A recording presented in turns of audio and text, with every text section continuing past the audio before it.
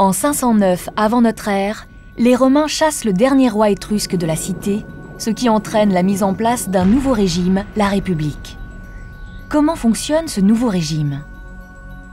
Le pouvoir n'est plus exercé par un roi, mais par les comices.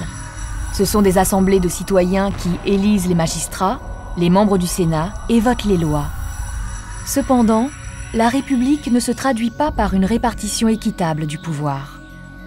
Les patriciens, issus des vieilles familles latines, confisquent tous les postes importants du nouvel ordre républicain, excluant ainsi la plèbe, c'est-à-dire la masse populaire de la participation politique. Tel est le germe du conflit qui va opposer pendant 2 siècles patriciens et plébéiens.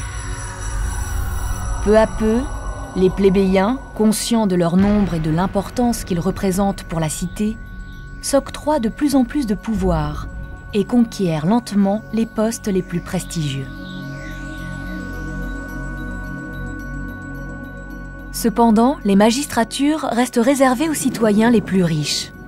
Les femmes, les étrangers ou bien les esclaves sont exclus de la vie politique. Dans ce contexte de lutte de classe, comment la République romaine s'est-elle imposée sur le pourtour méditerranéen?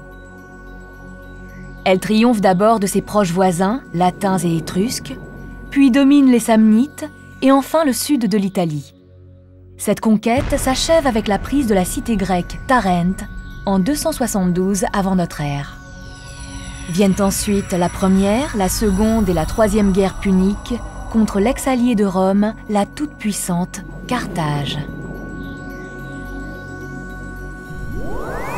Cette cité est une grande puissance commerciale dont la force militaire repose d'abord sur sa flotte de navires de guerre. Grâce à son port circulaire, Carthage peut accueillir jusqu'à 170 vaisseaux, prêts à intervenir à la moindre menace. C'est au terme de ces 3 guerres, au cours desquelles victoires et défaites se succèdent des 2 côtés, que Rome finit par remporter la victoire définitive sur Carthage en 146 avant notre ère et annexe toutes ses possessions.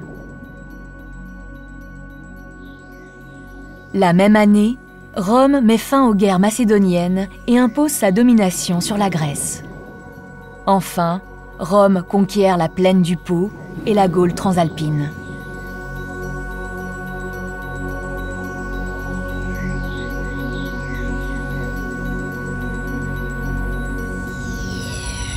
Ayant la main mise sur la Méditerranée, les Romains sont désormais les maîtres autour de cette mer qu'ils nomment Mare Nostrum, notre mer.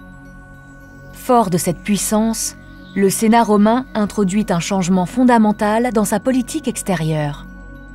Du contrôle indirect des peuples soumis, Rome passe à la domination directe des territoires et installe une politique de provincialisation sur laquelle va se fonder le futur empire romain.